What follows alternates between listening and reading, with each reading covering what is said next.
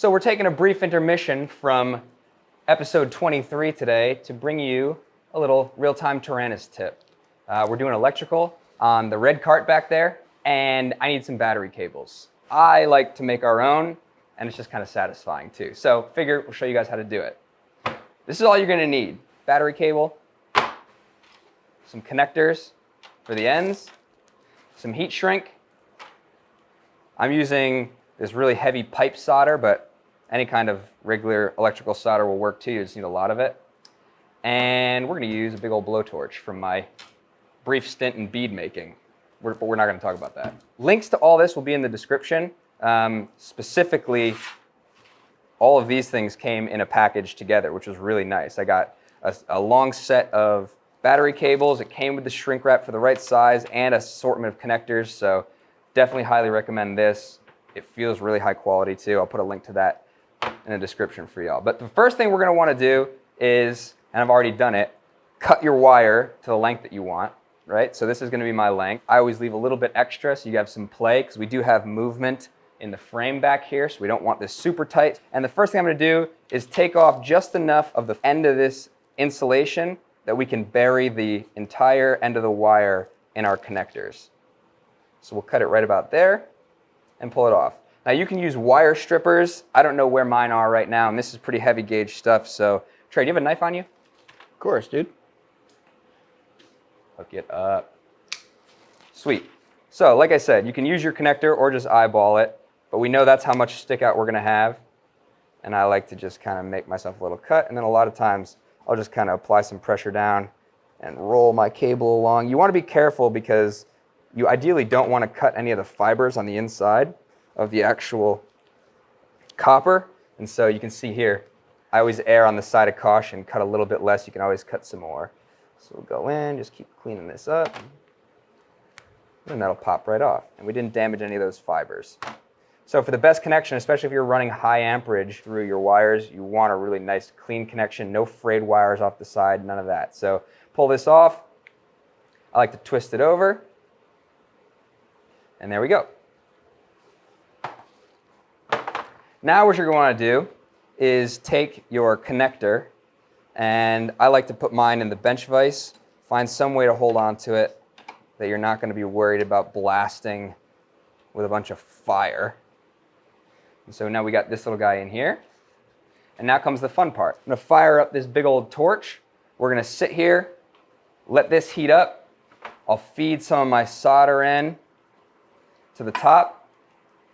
I haven't quite figured out the perfect ratio yet, so we'll just fill this to the top. Anything else will just spill over the sides and it'll be fine. Let's do it.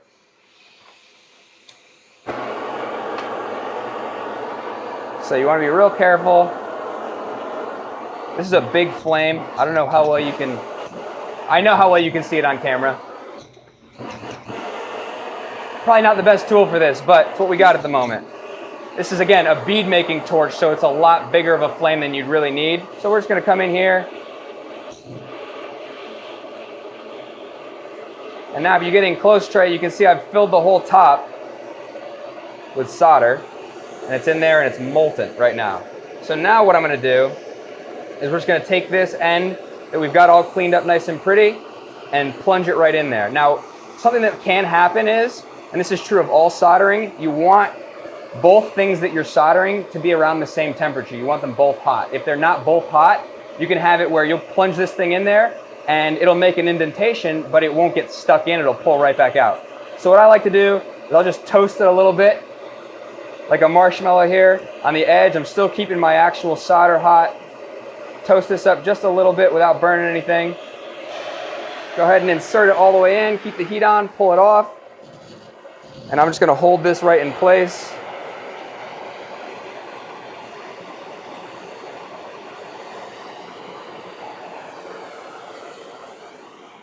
Shut this off so I can get in here a little bit better. And now you can see that's in there nice. Pop this out. And I've got more of this solder on here than I'd like because, like I said, I haven't figured out the perfect ratio to get in there. But it's nice and soft, and I'll probably be able to just kind of trim it off with the diagonal cutters. Pops right off. So now, right there, we've already got a pretty legit little connector. But this is Tyranis, and we go big. So now I'm going to take my heat shrink tubing, and again, kind of measure that to where I think I want it. Cut myself a little piece. And it's a good idea, if you're going to do both sides, cut them both now, because it's a lot easier to slide this over the cable than it is to try to go over the end. They will go over, but I like to feed mine onto the end of the cable I'm working on. So there's one. We'll slide this one all the way down. And this is going to be my one for the second end of the cable. And I'll put that on here as well. And now, all we want to do, work this all the way down to the end. Cover up our little connector. I go on pretty far. And then the beauty of heat shrink, give it a little bit of heat. And that'll form right to our cable and connector and give us a really, really nice high quality finish. You could do this with electrical tape if you don't have heat shrink tubing, but it's so cheap, and I will absolutely link it in the description. This kind came with our cable, but I'll put an assortment up as well. I use this for everything. You're going to see a lot of it in our wiring video we're doing today. So there's one end, not too shabby. See how fast we can do the next one.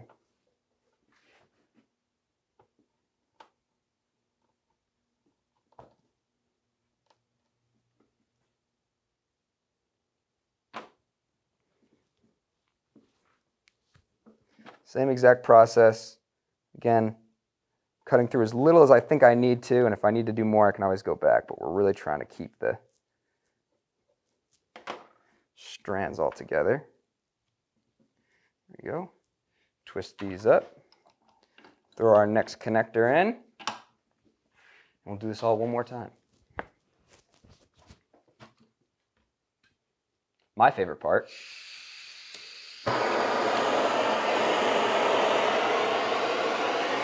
This time I'm going to go with a little bit less solder in there and see if we can nail our install. All right. So this time, get a look. I left a little bit of a gap in there.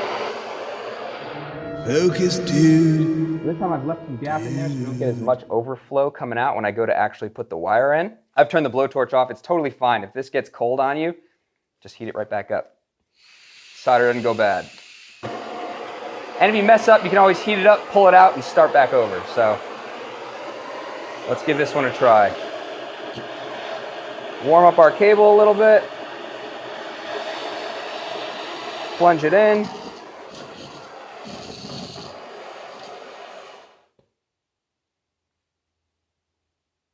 Hold it steady. Let it cool. And there we go. You'll lift the whole table with that thing. Not bad, and not a whole lot of spillover either. But again, I'm crazy, so I'm gonna just trim this. Okay, take that down just a little. Wait for our connector to cool. Slide our heat shrink over. If you do it too fast, it'll actually shrink before you want it to.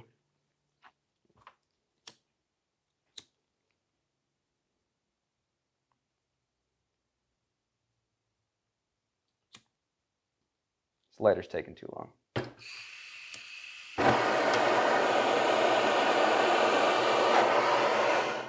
All done. We go big. That's right. Well, there you go. That's pretty much it. Now we got a sweet little battery cable, and now you can do it yourself. Have fun.